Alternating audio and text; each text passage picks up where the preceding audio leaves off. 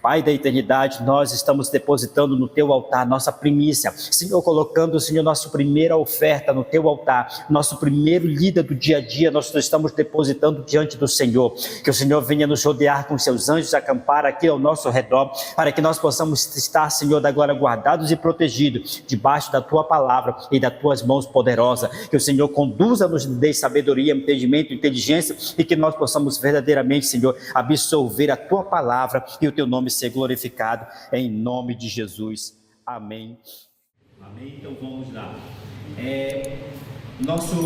A nossa porção semanal do estudo de hoje, ela está em Vaishev,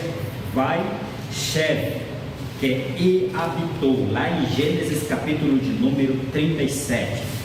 Nós faremos a leitura do capítulo de número 37 de Gênesis, do versículo 1 ao versículo 4. Jacó habitou na terra das peregrinações de seu pai, na terra de Canaã. Estas são as gerações de Jacó. Sendo José de 17 anos, apacentava as ovelhas com seus irmãos, e estava este jovem com os filhos de Bila e com os filhos de Zil, mulheres de seu pai. E José trazia uma má fama deles a seu pai. E Israel amava a José mais do que a todos os seus filhos, porque era filho da sua velhice, e fez-lhe uma túnica de várias cores. Vendo, pois, seus irmãos que seu pai o amava mais do que a todos os seus irmãos, aborreceram-no e não podiam falar com ele pacificamente. Amém. Amém.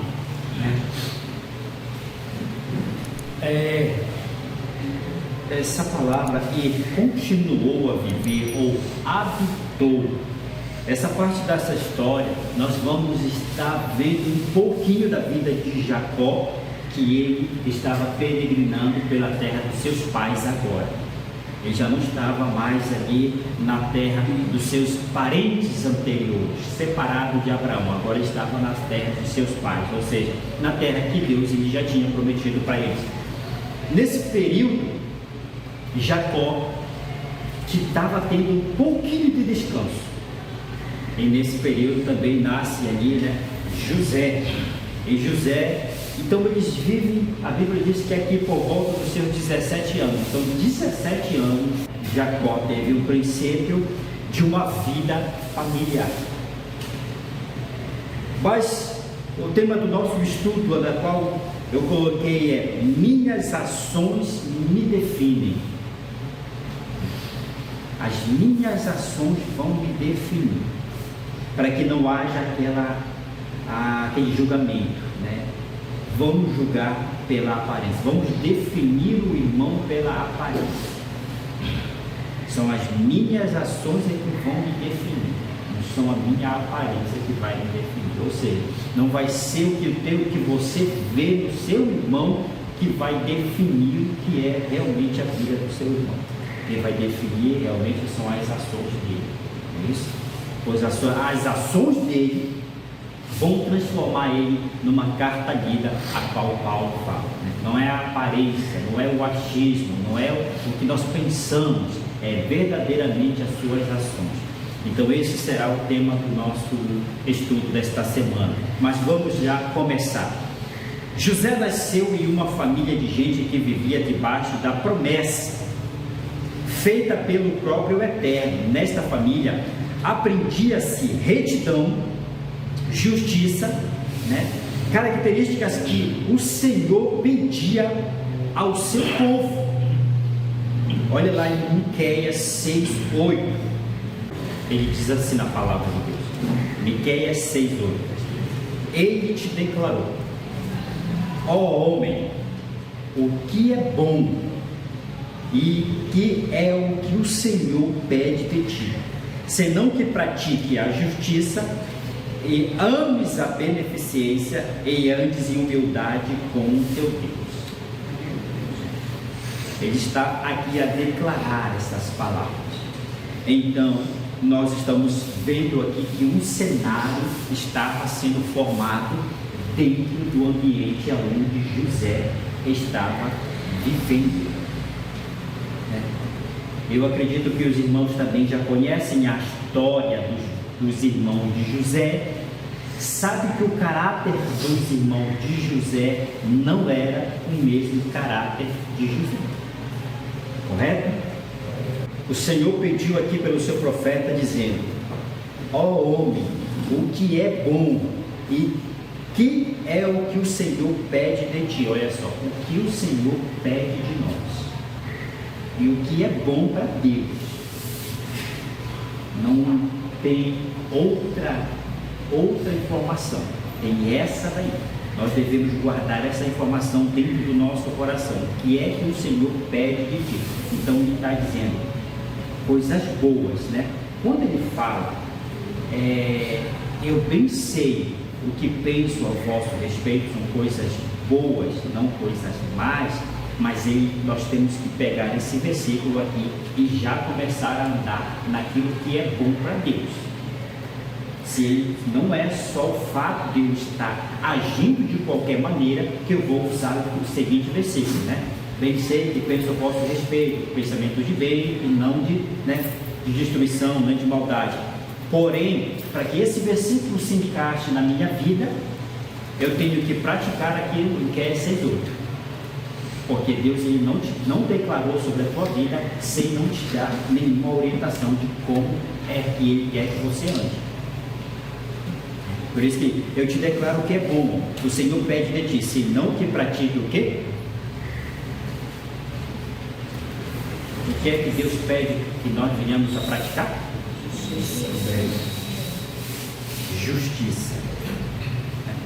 Aí entramos com a seguinte forma: justiça, que seja justo, que nós sejamos justos, e ames a beneficência, e antes em humildade com o teu Deus. Bom, então dentro dessas características e dentro dessas informações, nós vamos identificar dos que moravam debaixo do teto de Jacó, quem fazia essas ações, quem praticava essas ações. Porém, eu acredito que os irmãos já devem ter uma noção de quem eram os irmãos de José, não é isso? Os irmãos já têm uma noção de quem era José e quem eram os seus irmãos. Mas vamos dar continuidade. Este ensino de justiça, beneficência e humildade, era apregoado, porém não era vivido por alguns da casa de Israel. Isso está parecendo com o nosso tempo, né? No nosso tempo também Deus ele pega que a gente ande em justiça, humildade e beneficência. Porém, não é todos que praticam essas ações, não são todos que têm essa palavra guardada no seu coração, não são todos que têm essa predisposição de andar em justiça. Por quê? Porque quando você anda em justiça, você vai incomodar alguém. Quando você pratica a justiça, você vai incomodar alguém. Quem possivelmente é incomodado quando você passa a fazer aquilo conforme a palavra do Senhor te pede? São aqueles que sabem o que tem que fazer, mas não fazem. Fica tudo parado e quando parece alguém que vai fazer, vai incomodar. Por 17 anos, os irmãos de José viveram de uma forma ao contrário do que nós acabamos de ler aqui em Miqueias 6:1. Mas imagine, eles apacentando as ovelhas de Jacó. Eles pegavam uma direção que Jacó não sabia. Se aquele pasto fosse um pouco mais longe, o que era que eles faziam? Eles matavam as ovelhas, comiam as ovelhas, não prestavam conta a Jacó. E ainda diziam para Jacó: olha só, nós tivemos perdas. Se as perdas naturais fossem em torno de 10, eles acrescentavam mais 10. Você sabe que os comerciantes fazem o seguinte arroz, né? Tem que ter o arrozinho, porque senão não dá, para viver só desse jeito não dá. Então era assim que os irmãos de José agiam. Só que José não fazia dessa maneira. José era justo. De uma certa forma, ele também nasceu no mesmo lar. Teve praticamente os mesmos ensinamentos. Viu seu pai consagrar a Deus, viu seu pai ensinar a respeito do que seus avós andaram na presença do Senhor, testemunhou e ainda foi testemunha ocular do que Deus fez com seu pai. E foram várias coisas que Deus fez com seu pai, não foi? Então eles estavam ali cientes do que era justo e do que não era.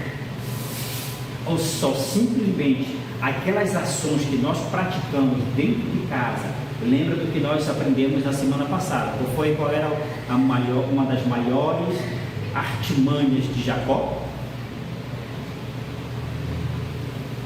Que ele queria ser, ou que estava se engalfinhando, ele e Labão.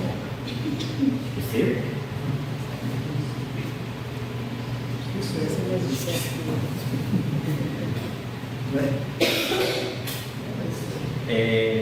Lembra que um queria ser mais esperto do que o outro, não é isso? Eles usavam de esperteza. Então, agora imagine, em um ambiente onde se fala de justiça, mas se pratica a esperteza, o que nós vamos absorver para a nossa vida? Não é isso? Porque praticamente o que era ensinado ali era o quê? Era a justiça, mas o próprio Jacó demonstrava esperteza nas suas ações. E o que ficou gravado para aquelas crianças? O que elas aprenderam mais? A justiça ou a esperteza? A esperteza. Então eles absorveram aquilo que não era para absorver. Eles pegaram aquilo que não era para pegar. Diferente de José, esses daí eram os filhos mais velhos, né? Eles nasceram num processo da vida de Jacó, onde ele utilizou de muita esperteza. José já não nasceu nesse período. José já nasceu num período onde Deus já estava transformando mais de 60% a vida de Jacó. Então ele já pegou uma fase da vida de Jacó que agora já chega de ser esperto. Agora eu entendi que eu tenho que andar em justiça com o meu Deus. Então José já pegou essa fase de justiça com seu pai. Enquanto que os seus filhos, infelizmente, não pegaram. Então, de 10 apenas, de 11 só apenas um, né? de 10 apenas um absorveu a justiça. É um número bastante triste, né? Para a casa de Deus, de todos nós, e observamos esses detalhes. Imagine Deus ensinando, pregando e orientando 100 pessoas, e somente uma, no máximo 2 pessoas, absorver verdadeiramente aquilo que ele está querendo. E as demais pessoas estão apenas vivendo e sobrevivendo, e ainda o quê? Sendo abençoado. Porém, amados irmãos, quem faz a diferença das nossas vidas somos nós mesmos, né? O tema do estudo é: minhas ações, elas me definem. Elas vão me definir diante de Deus. O que Deus tem para cada um de nós, o que Ele preparou para cada um de nós, são as nossas ações que vão definir essa trajetória. Ou eu vou ser mais um da multidão, ou eu vou realmente me entregar ao Senhor e Ele vai fazer algo diferente na minha vida, pela minha vida. Isso, as nossas ações é que vão me definir. Nós temos que realmente começar a pensar nisso. Será que eu vou ser mais um daqueles que estão sentados aqui? Ou será que sou mais um das consagrações? E Deus não fará nada extraordinário através da minha vida? Mas promessa, parece que promessa todos nós temos para que isso aconteça. Não é isso? Parece que todos nós temos promessa para que Deus possa fazer algo extraordinário através da nossa vida. Mas o que vai definir as palavras de Deus sobre as nossas vidas são as nossas ações. E o que nós estamos absorvendo daquele ambiente. Pelo menos os irmãos de José não queriam absorver as coisas boas e justas. Eles queriam a esperteza. E José fazia cegamente tudo que era justo e correto diante do seu pai.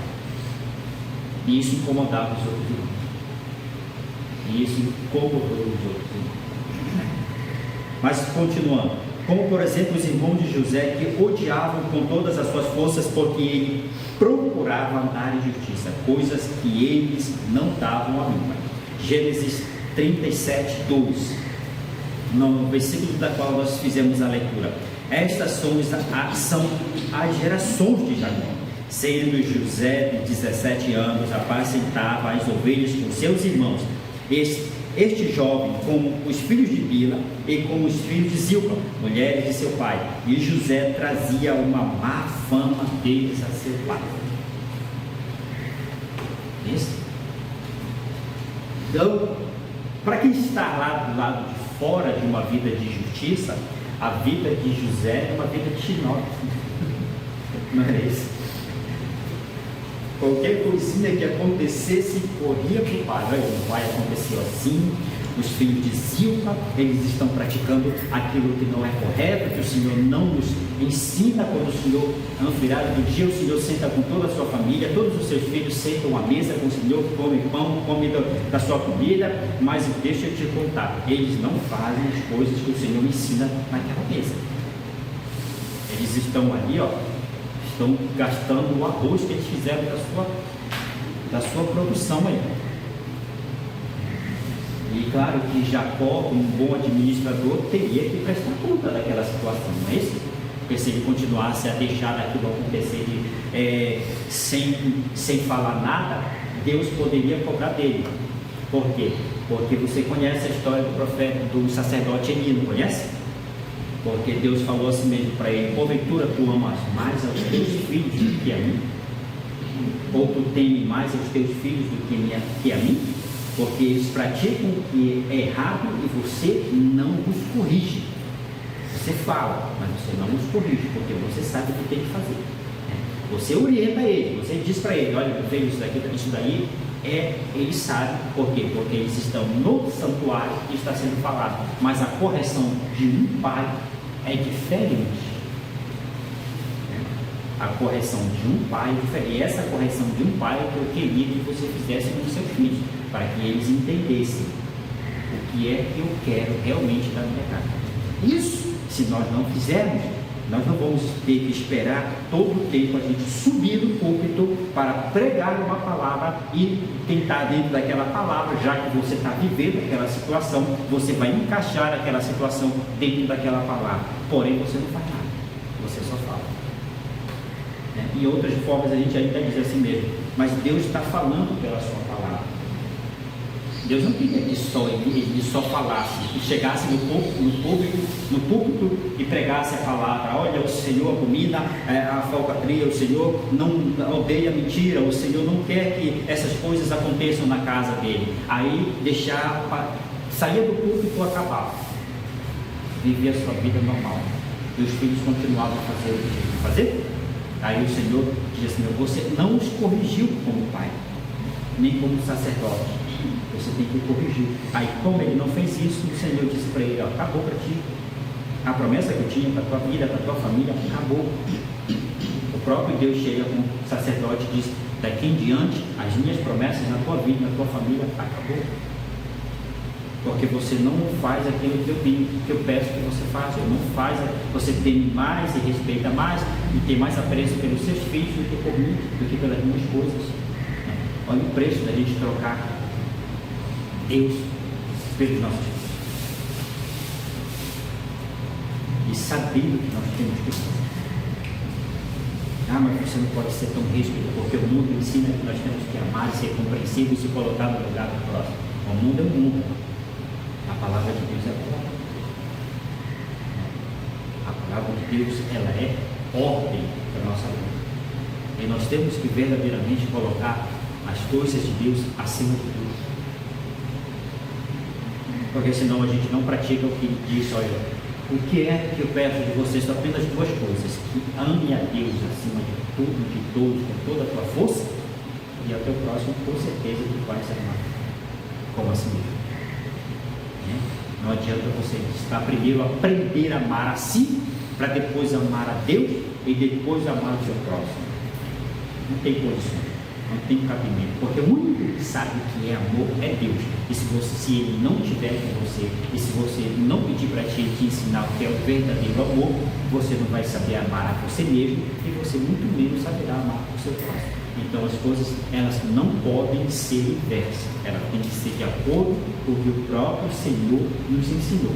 Primeiro amarás o Senhor teu Deus com toda a tua força, com todo o teu coração e com todo o teu entendimento.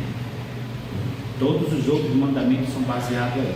Então, você não perde sua promessa, você consegue alcançar o que Deus ele te prometeu aqui nessa terra, e ainda te prometeu para te dar um lugar de descanso. Não só você. Por quê? Porque ele vai precisar que você e a sua casa seja salva. Nós aprendemos isso lá no estudo de Noé, não foi? Noé não fez uma arca só para si, Noé fez uma arca para si e para a sua família, né? E pelo esforço que ele teve, a sua família também foi salva. Então, quando nós decidimos nas nossas vidas ser como ele, ou decidimos na nossa vida ser como Noé.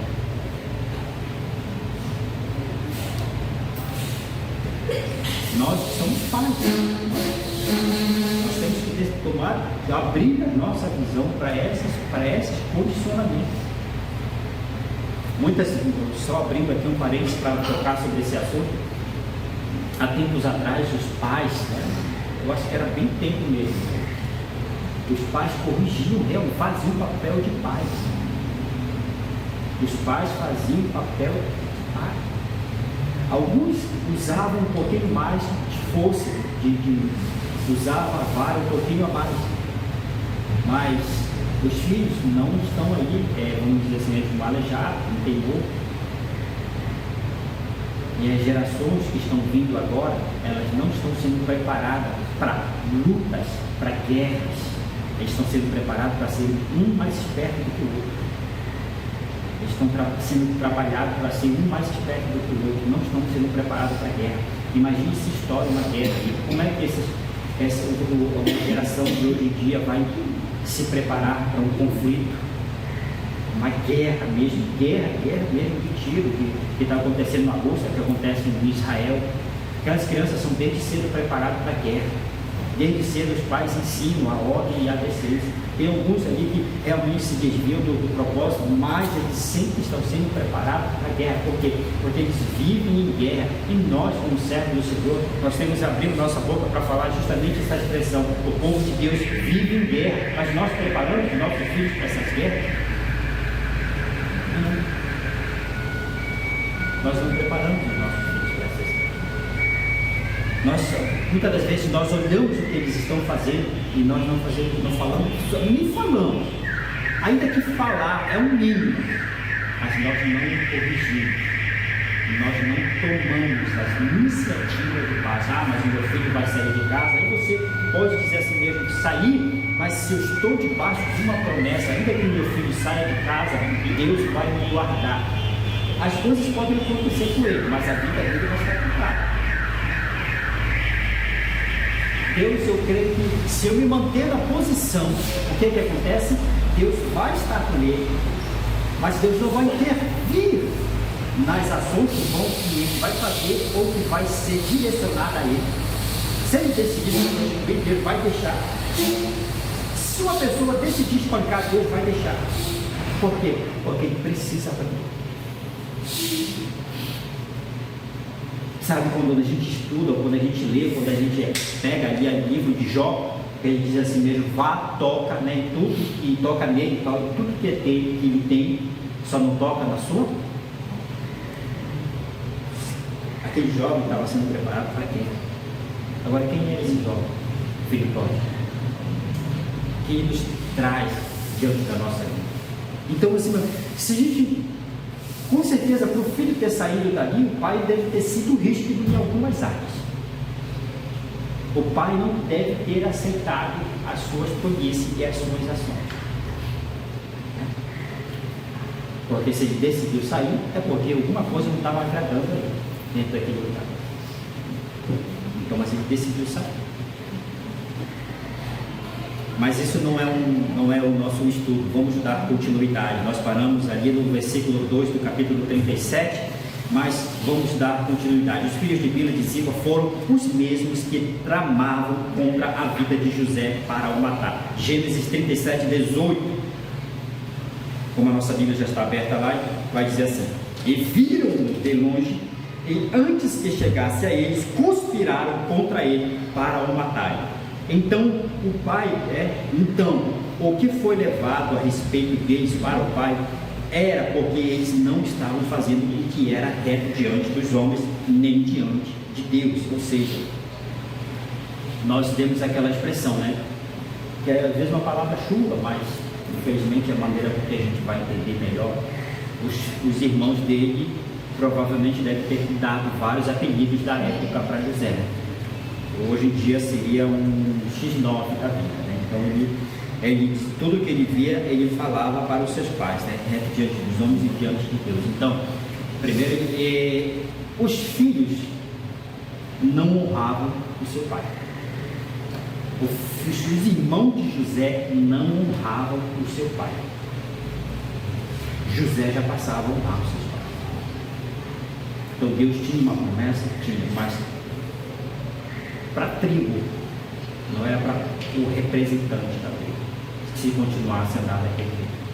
Muitas vezes a promessa que Deus tem na nossa vida, você é o representante da sua tribo. E se nós não fizermos como tem que ser feito, nós passamos. E de saber qual geração nossa vai herdar a promessa aí que é o direito. Será que é a próxima geração é que vai herdar a promessa que Deus fez na minha casa? Será que a próxima geração também não vai atender e vai passar a minha geração dos meus filhos e vai vir a geração dos meus netos? Será que é essa que vai herdar? E se não for ensinado, se não for orientado, e será que vai ser a geração dos meus netos, tataranetos, que vão herdar essas promessas? Até quando nós vamos estar fazendo as nossas gerações sofrer? Os nossos filhos e netos sofrer? Até quando? Porque ali os representantes da tribo de Judá, de Naftali, de Dan, esses representantes, eles não herdaram o que lá na frente se apareceu nas suas tribos. Ou nós mudamos, porque nós vamos ver, eu creio que os irmãos estudaram do capítulo 37 ao capítulo de número 40, porque lá você vai ouvir a história de Judá. Lá você vai ouvir a história de Judá, o que aconteceu com este homem. Porém, eu não preciso falar porque os irmãos leram, né? Já sabem o que aconteceu. Por conta disso, eles odiavam a José. De maneira nenhuma eles queriam que alguém justo governasse diante dele. Ou seja, um povo. Olha só, coloca isso para a questão das eleições. Os eleitores. Aí, imagine que naquela época estava tendo um certo tipo de eleição. Quem nós vamos colocar para governar? Um que é do nosso meio, anda conosco, nos conhece, sabe como é nosso caráter, entende o nosso jeito, nos compreende, são pessoas legais porque andam do nosso meio, ou a gente coloca esse tal de José para nos governar? Aí vamos fazer a enquete. Quem é que vai querer tudo? Ou vai ser Rubens, pela linha de sucessão seria Rubens, ou esse José aí, esse X9 aí. Quem é que vocês querem que governe sobre vocês? Tem uma fase do povo que o povo parece que não dá para ter uma explicação sensata, mas o que acontece aqui é o mesmo fato o sentimento que estava diante do povo quando colocaram Jesus e Barrabás. Quem vocês querem que eu liberte? Não é isso? Era um sentimento que existia dentro do coração daquele povo que não enxergavam a verdade, não queriam saber de justiça. E eles pediram: quem você quer que eu liberte? Você quer que eu liberte o Cristo, esses que vocês dizem que é o Filho de Deus, ou vocês querem que eu liberte alguém que já matou, já cometeu atrocidades, e já realizou coisas que um pai de família, uma mãe de família nem quer falar? E quem vocês querem que eu liberte? E quem foi? Eu acredito que os irmãos sabem quem foi que pediu. Foi que eles pediram para libertar? Então, o mesmo sentimento que estava no povo na época de Jesus, o mesmo sentimento que estava nesse povo. E lembre quem foi que levou Cristo à cruz? Qual foi o povo que levou Cristo à cruz? Os judeus, eram família. Deus fez com que ele nascesse daquele ambiente, vivesse naquele ambiente, não errasse nenhuma vírgula da lei, só para eles terem ideia de si mesmo: olha, vocês são tão zelosos, vocês se acham tão zelosos pelas doutrinas, que eu enviei um que pratica todas as doutrinas da palavra, e mesmo assim vocês o rejeitaram. E o que vocês estão querendo? Não é isso? Está lá, não é desculpa, não, esse daí não vai governar sobre nós porque ele é um estrangeiro. Então, o político tem o seu eleitor. É coisa que nas eleições que passaram, não vamos dar mais margem aos políticos, aos presidentes que se candidataram nessas últimas eleições presidenciais. Seus políticos têm os seus eleitores. E qual o sentimento que está dentro do coração dos seres humanos que sabem que a verdade está ali e ainda vão optar pelo engano, pela mentira? Por quê? Porque o engano e a mentira satisfaz algo que está dentro da própria pessoa. É quase que você querer alguém para apoiar aquilo que você está fazendo de errado. Se você encontrar pessoas que apoiam aquilo que você está praticando de errado, você se torna um amigo naquela hora. Amigo do peito. Sai para comer pizza, veneno, já falei sobre isso. Sai para comer o veneno no final de semana, depois do culto. Depois que tudo passa, aquela amizade acabou. Cada um para o seu campo. Eu só queria você para apoiar o meu ponto de vista. Era só para isso. E você achava que eu ia ser teu amiguinho? Não, eu ia ser teu amiguinho. Eu queria você para apoiar o meu ponto de vista. Era só para isso que eu queria você. É que nem os políticos, né? Eu só quero vocês para votarem no dia das eleições. Depois disso, não quero mais nada. Então, nós temos que entender isso. Quantos políticos não entraram na igreja e as igrejas começaram a dizer: graças a Deus, Deus está convertendo o irmão, essa política vai ser maravilhosa, irmão, vamos apoiar ele, vamos votar nele, e ele vai, Deus está trabalhando, olha como Deus está trabalhando, o homem pega o voto, acaba político, olha, nem conheço você. Não é fácil enganar a igreja. Basta você se camuflar com uma pele de cordeiro. E as igrejas estão enganadas. E onde que nós temos um Deus que abre a nossa visão? Nós temos a visão além do alcance. Basta alguém vir com um abraçozinho, um presentinho. Basta alguém vir com aparência de bonzinho. E você logo aproveita para se entregar, para se abrir, aí você esquece ser simples como o mar. Mais o quê?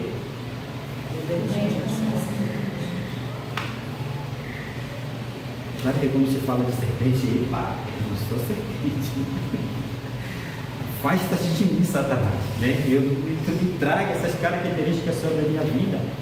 Porém, a Bíblia está te dizendo ser o que é astuto, Ela fica ali te olhando mas ela está te monitorando todos os teus movimentos. Ela não fica ali como se estivesse amortecida. Amiguinha, deixa eu te enrolar aqui rapidinho, né?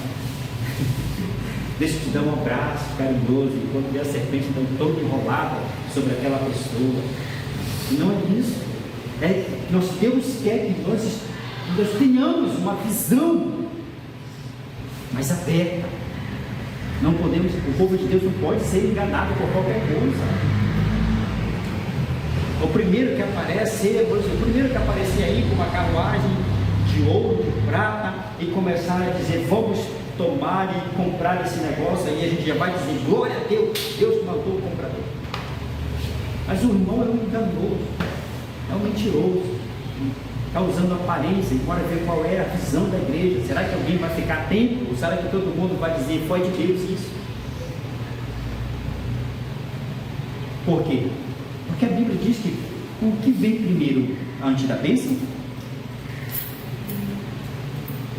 Vamos nos conectar à vida do nosso mestre, Jesus, que estava onde? No deserto, né?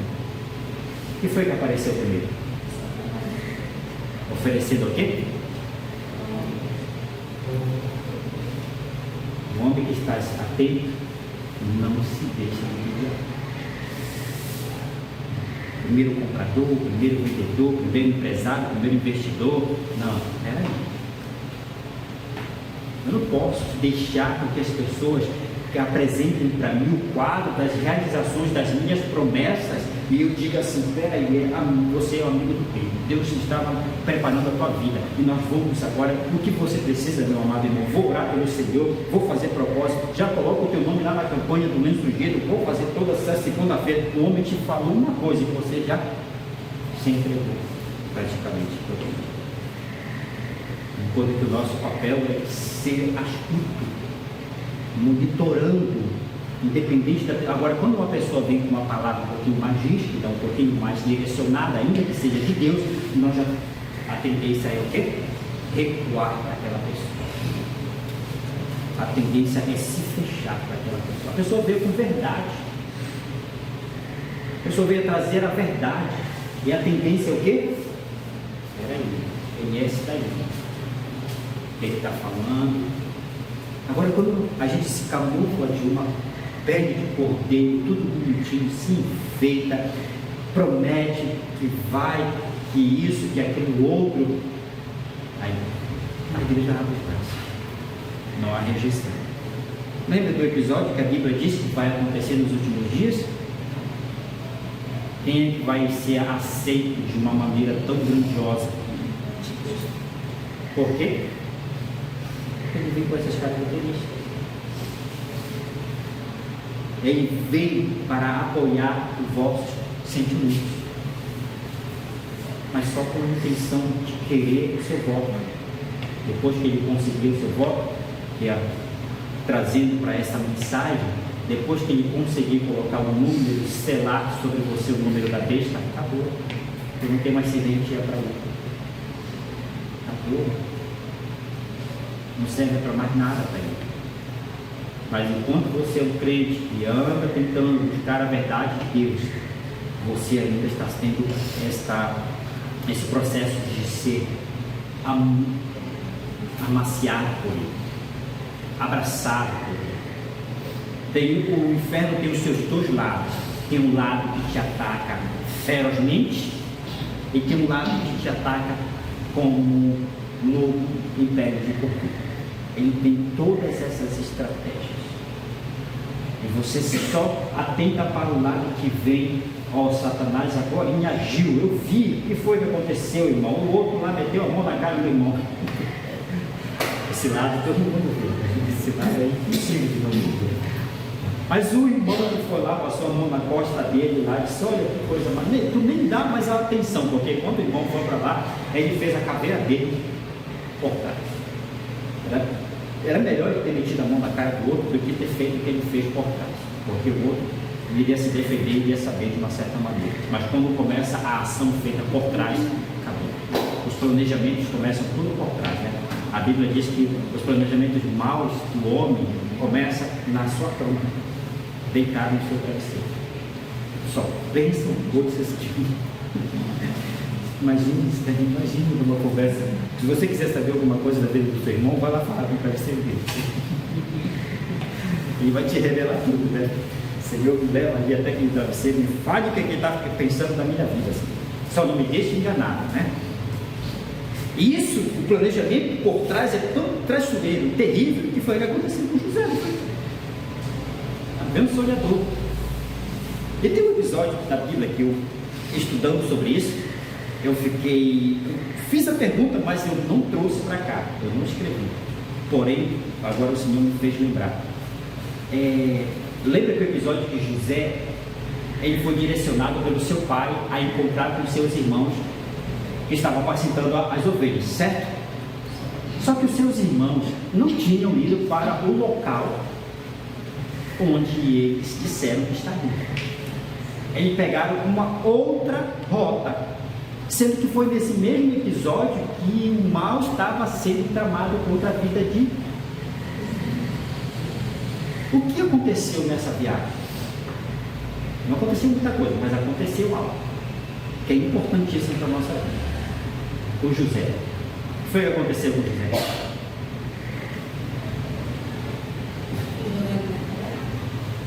Na viagem.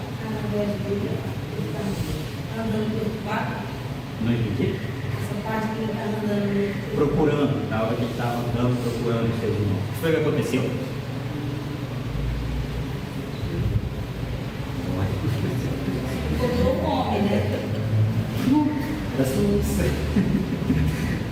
E vocês leram, acredito que todo mundo leu lá, não foi? Viram uma estudada, viram? Ele comprou um ancião que apareceu no caminho e disse para ele: olha, quem você procura não está mais lá, vai nessa direção. Deus mandou ele para quê? Para onde?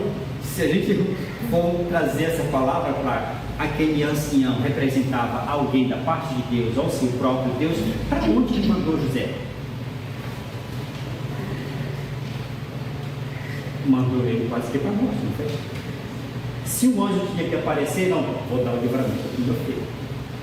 O que nós entendemos é que o anjo vai aparecer para, não, meu filho, volte para sua casa, porque eles não estão mais lá, meu lugar onde eles estão é perigoso, não vai lá, vou dar o livramento, aí você vai lá e conta testemunho. Não é isso mais fácil? Que nós entendemos, mas não foi isso que aconteceu. Um homem disse: não, vai para o teu destino, né? Eu não vou entendi. Quando, mesmo que seja uma coisa ruim, Deus não pede. Não pode intervir naquele exato momento, porque é necessário que aquilo aconteça. Então ele aparece com ele e diz assim mesmo: deixa eu te dar uma orientação. Olha, eles acabaram de sair, eles já fizeram um churrasquinho aí, já descansaram, já levantaram o acampamento e pegaram uma outra direção. E foi justamente essa direção. Pode ir nessa direção que você vai chegar com ele. José mal se aproximou, já viram ele de longe, e eles disseram: olha, lá vem um desejado, né? E como quem falou para ele que nós estamos aqui, né? E eles começaram a dizer: não, isso daí não vai governar sobre nós, e nós não gostamos dele, e nós vamos tramar algo contra a vida dele. E olha que quem mandou ele para lá foram duas pessoas importantíssimas, né? Um foi o pai físico, e o outro Deus só disse, só deu um empurrãozinho, pai.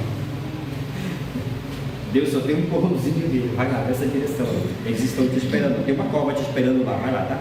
Você vai se jogar numa cova, você vai ficar lá preso, você vai desesperar, eles vão voltar nem aí para ti, mas isso aí tudo é necessário. O que fazia os seus irmãos odiarem a José não era o fato de ele ter recebido uma túnica. Às vezes a gente pensa que é porque o pai presentia o outro lá, o sentimento de inveja. Não era, já existia isso. Não é túnica. Qualquer coisa que acontecesse com José era motivo deles odiarem José. Seja uma túnica, seja uma ovelha, seja qualquer coisa. Eles já tinham esse ódio no coração deles contra José. Por quê? Porque eles não faziam o que tinham que fazer e apareceu alguém que faz o que eles tinham que fazer. Mas sim, as atitudes de José, que eram justas e sinceras, que era o que era para eles terem feito, né? Ser justo e sincero, ver a necessidade e atender. José via a necessidade e atendia de fazer, seja ela qual fosse, e os seus irmãos não queriam trabalho justo e nem verdadeiro. Seus irmãos queriam viver essa vida tranquila deles que eles estavam vivendo, coisas que eles não conseguiam fazer. Eles sabiam, né, que agradavam a seu pai, que desagradavam a seu pai. Só não podemos esquecer que o lar em que eles vivem é um lar que é regido por Deus. Até então seus erros não eram cobrados com severidade, porém depois que eles se colocaram em uma posição mais de realizar os feitos, enquanto o mal está aqui, de uma certa maneira parece que Deus fica calado, mas ele está te orientando para lá. Olha como você vai ver isso. Gênesis 4, 7. É um episódio muito conhecido. Gênesis 4, 6. E o Senhor disse a Caim: por que te iraste? E por que decaiu o teu semblante? Se bem fizeres, não haverá aceitação para ti. E se não fizeres o bem, o pecado jaz à porta, e para ti será o seu desejo, e sobre ti ele dominará. Olha só, que eles se colocaram em uma posição mais de realizar os feitos da maldade. Enquanto eles estavam planejando, é uma coisa, Deus não entendeu. Enquanto aqueles planejamentos saiu do campo dos projetos escritos e começou a ir para o prático, agora está na hora de Deus começar a intervir nessa questão. Porque quando acontece, dependente do que for acontecer, ou se é um incidente ou um acidente, Deus vai intervir de qualquer maneira. Se a pessoa morreu, não, Deus vai intervir, vai entrar com justiça. Porque nesse episódio que nós acabamos de ler aqui, houve o primeiro assassinato, e Deus interviu com justiça. Deus interviu com justiça, não pedindo a morte, mas ele entrou com justiça nesse caso. No caso de José, ele não morreu, mas Deus também entrou com justiça. Mas enquanto os projetos maus estiverem na nossa cabeça, nós temos nosso dever é lutar para que nós não sejamos dominados por eles. Pareceu aquela ideia, aquela fagulha de objeção, de trama, de maldade. Faça o que mais nós fazemos aqui, orar. Você tem a consagração para você vir aqui, para você tirar esse pensamento da sua cabeça. Você tem a oração do meio-dia para você vir aqui, para tirar esse pensamento da sua cabeça. Você tem os cultos da noite para você vir aqui, para você remover esses pensamentos da sua cabeça. Mas durante todo esse processo, você ainda tem a sua casa ainda, o seu quarto de oração que você separa ali. Enquanto você não fizer nenhuma dessas coisas, o mal vai te dominar. E quando você perceber, você já praticou o que não deveria ter praticado. Continuando, né? O risco de sabermos o que temos de fazer de bom e não fizemos, e vem outro e faz o que éramos para ter feito, provoca a ira no coração do negligente. Provoca a ira no coração do negligente. Porque o negligente está vivendo de boa, tranquilo, mas não faz o que tem que fazer. Mas ninguém incomoda ele, então dá para a gente viver nesse ambiente por longos e longos e longos anos. Mas a gente sabe que a gente não vive em qualquer lugar, nós vivemos o quê? Dentro da casa de Deus, não é isso? E uma hora Deus vai levantar alguém para fazer o que você não está fazendo. E isso vai incomodar você. Vai te incomodar, vai nos incomodar, porque era para mim estar fazendo. E se eu não estava fazendo, e a vida estava, entre aspas, tranquila, fazendo, você estava recebendo presente de Deus. José fazia e recebia presente do seu pai, não é isso? Recebia ódio dos seus irmãos, mas recebia presente do seu pai. O que é que você prefere? Ficar de bem com os seus irmãos? E não fazer aquilo que tem que fazer? Né? Ou ficar de bem com Deus e os seus irmãos te odiarem? Mas só vão te odiar aqueles que não querem fazer e que não estão fazendo. Porque os que estão fazendo e que querem fazer alguma coisa diferente não vão te odiar, vão te apoiar. Não é isso? se não tratar essas ações, elas terão ações terríveis como resposta. Gênesis 37, 18, nós já fizemos essa leitura, nós estamos lá no capítulo 37, e viram-no de longe e, antes que chegasse a eles, conspiraram contra ele para o matar. Gênesis 19, e disseram uns aos outros: eis lá vem do sono do. O 20, vinde pois agora e matemo, lancemo-nos numa destas covas e diremos: uma besta fera comeu, e veremos o que será dos seus sonhos. Olha o planejamento sendo posto em ação. Mas não podemos esquecer de quem cuida de tudo é Deus. Ele se levanta em favor do justo, porque José sabia o que tinha de fazer e fazia. Por isso suas ações se tornavam justas, diferente dos seus irmãos que sabiam o que tinham que fazer e não faziam, e cometeram muitos pecados. Tiago 4,17. Nós estamos no finalzinho, o tempo está bem corrido, então os irmãos só ouvem o que eu vou ler o versículo, tá bom? Até chegar em Tiago, diz assim: aquele pois que sabe fazer o bem e não faz, comete pecado. Olha só, eu estou fugindo da aparência do mal, mas se você sabe que tem que fazer o bem, tipo, e você não faz,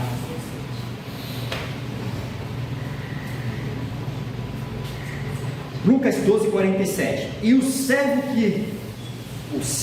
que soube a vontade do seu senhor e não se aprontou, nem fez conforme a sua vontade, será castigado com muitos açoites.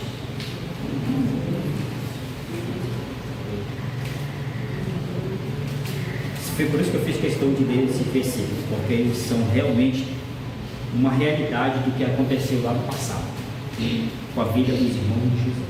E não é uma realidade que fica só no passado, também nós encontramos ela no nosso tempo presente. O problema é que nós não podemos levar ela para o nosso futuro, né?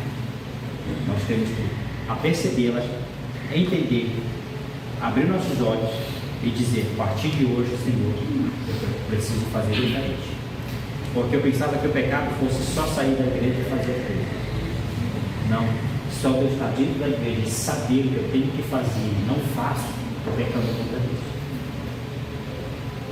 Olha só, então eu estou pecando dentro da igreja. Se eu estou pecando dentro da igreja, o Senhor está me vendo. Se o Senhor está me vendo, Ele está dizendo para mim: conserta. Chegou o tempo do conserto. E se nós não consertarmos, o que é que Ele vai dizer? Aparta-te de mim, porque eu não te conheço. E as promessas que eu falei a você, não vou fazer. Não vou fazer, mas não vai acontecer, pelo menos na tua geração não vai acontecer. Não sei se na geração dos seus filhos e dos seus netos, mas você não vai acontecer. Nós queríamos que Deus faça isso conosco, porque o povo ficava rodando no deserto, não ficava? Tem promessas para vocês, mas vocês só ficam nesse deserto, vocês não saem dessa situação, e cada vez agrava, cada vez mais problemas, mais sérios uns do que os outros, e eu quero que vocês entendam qual é o meu projeto que eu tenho para a vida de vocês. Vocês ainda não entenderam isso. Vocês estão no deserto, e o deserto não ensina. Se a dificuldade do deserto não vos ensinarem, e o tempo então do deserto? Já era para ter ensinado. Então Tiago e Lucas trouxeram essas duas palavras para a vida dos irmãos de José no passado, e também trouxeram essas duas palavras para a nossa vida no dia de hoje. Portanto, a falta de fazer o que me é solicitado, olha só, a falta de fazer o que é me solicitado me faz fazer o que não me convém.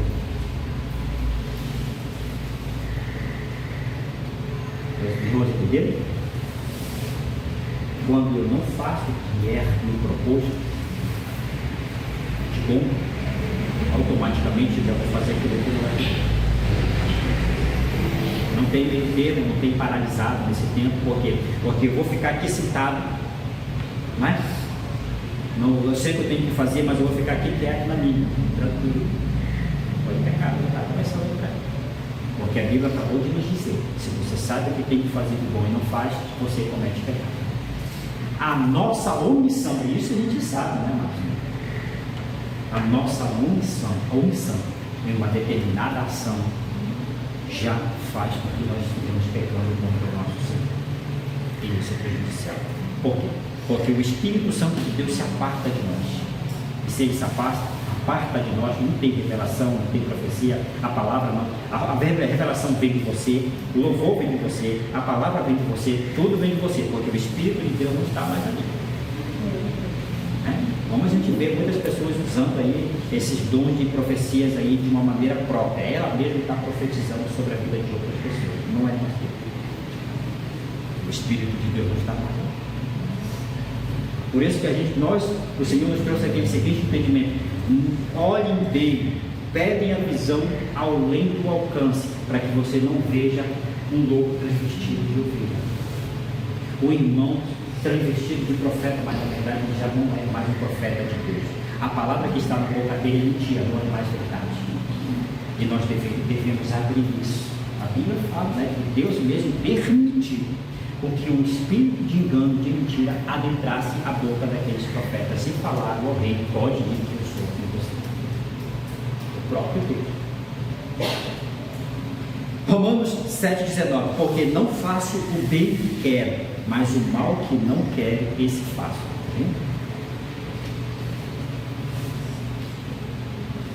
Então, nós precisamos entender qual é o propósito que Deus te chamou. Não fique parado, sentado numa cadeira que você está cometendo pecado.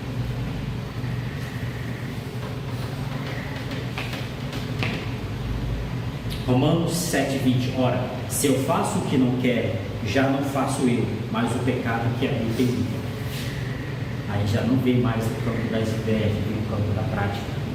Você já não é mais aquela pessoa que fica falando mal das pessoas, você já é aquela pessoa que pratica o mal das pessoas. Porque já não é mais eu que trabalho. Quem é que trabalha agora em mim? O pecado.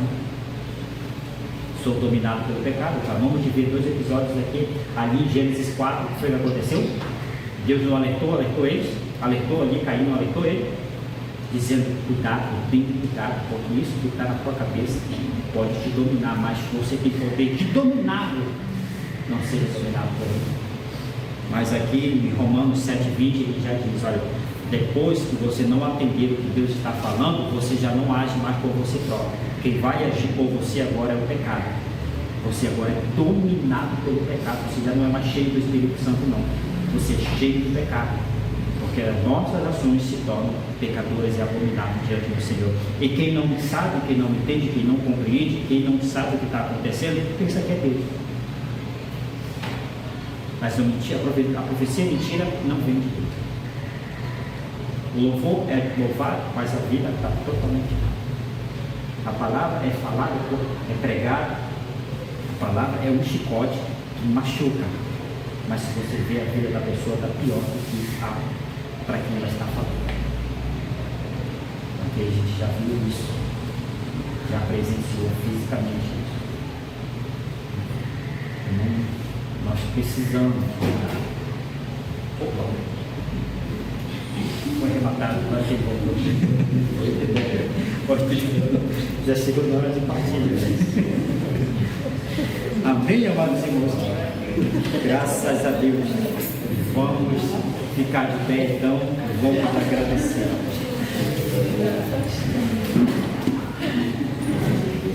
Bendito Deus, Pai Todo-Poderoso. É o teu nome que nós estamos aqui falando, é a tua palavra que nós estamos ensinando. O Senhor nos dá graça e força. Nós pedimos ao Senhor tua misericórdia. Nós precisamos que essa palavra esteja gravada em nossos corações. A necessidade de termos ao Senhor como nosso Senhor e Salvador não é só como entendimento, mas é como vida, lição de vida, prática e existencial sobre a nossa caminhada. Por isso coloque, Senhor, nossas mãos e nossos pés adestrados para fazer e realizar aquilo que o Senhor quer que nós venhamos a fazer, para que nós não venhamos a nos tornar pecadores, e a partir do momento que o pecado já passa a dominar, já não faço as minhas ações que desejo fazer, o bem que desejo fazer, como a tua palavra me ensina, mas o pecado que domina, que mora e habita em mim, me domina, e esse eu pratico. Por isso, muitas das vezes nós falamos mal do irmão, Muitas das vezes nós praticamos o que não temos que praticar, realizamos a inveja, o ódio, a discórdia, a porfia, a facção. Por quê? Porque já não é mais nosso, mas o pecado que opera no meio de nós. Mas nós oramos para que este mal seja extirpado no meio desta casa, Senhor. Nós oramos para que o Senhor perdoe os nossos pecados, mude a nossa história, mude a nossa trajetória, pois o Senhor mesmo falou em sua palavra: se o meu povo que chama pelo meu nome,